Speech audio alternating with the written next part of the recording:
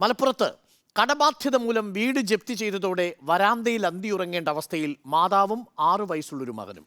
നിലമ്പൂർ പാതിരിപ്പാടം സ്വദേശി സലീനയുടെ വീടാണ് ബാങ്ക് അധികൃതർ സീൽ ചെയ്തത്.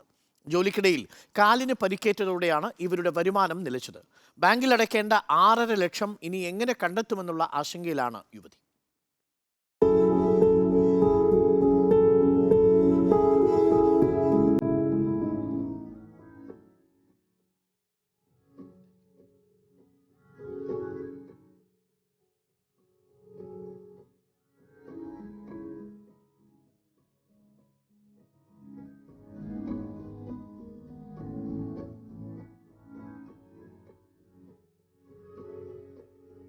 പതിനെട്ട് വയസ്സിൽ ഗൾഫ് ആ ജീവിതം പോയിട്ട് ഞാൻ ഗൾഫ് നാട് തണ്ടിണ്ടാക്കിയതാണ്. എൻ്റെ കുട്ടികളെ ഞാൻ കെട്ടിച്ചു, അവരെ വളർത്തി, ആരെ മുന്നിൽ ഞാൻ വിട്ടിട്ടില്ല. ഞാൻ ഒറ്റക്കന്നെ അതെല്ലാം ചെയ്തത്. ഇപ്പോൾ ഞാൻ ഈ ഗതിയിലായി. എനിക്കിപ്പോൾ ഇരിക്കാൻ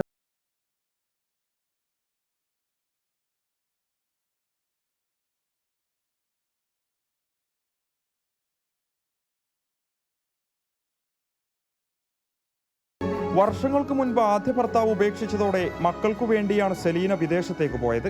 അധ്വാനത്തിന്റെ കരുത്തിൽ 14 സെന്റ് സ്ഥലത്ത് വീട് നിർമ്മിച്ചു. മക്കളുടെ വിവാഹത്തിനായി 2015-ലാണ് അർബൻ ബാങ്കിന്റെ പോത്തുകല്ല് ശാഖയിൽ നിന്നും 4 ലക്ഷം രൂപ വായ്പയെടുത്തത്. ഇതിനിടയിൽ വീണ് ഇടതുകാൽ മുട്ടൊടിഞ്ഞതോടെ ജോലിക്ക് പോകാൻ കഴിയാതെയായി. ബാങ്ക് അടവും മുടങ്ങി. പിഴപ്പലിശ ബാങ്ക് ഒഴിവാക്കിയിട്ടും 6.5 ലക്ഷം രൂപ ഇനി അടയ്ക്കണം. വഴിക്ക് വേണ്ടത്ര വീതിയില്ലാത്തതിനാൽ വീട് വിൽപ്പനയും നടന്നില്ല. ഒടുവിൽ വീട് കോടതി ജപ്തി ചെയ്തു. 2 മക്കളും താമസിക്കുന്നത് വാടക വീട്ടിലാണ്. മറ്റെവിടേക്കും പോകാനിടമില്ല. കനത്ത മഴയും തണുപ്പും സഹിച്ചാണ് സലീന കുഞ്ഞുമകനോടൊപ്പം ഇപ്പോൾ വരാന്തയിൽ അന്തിയുറങ്ങുന്നത്.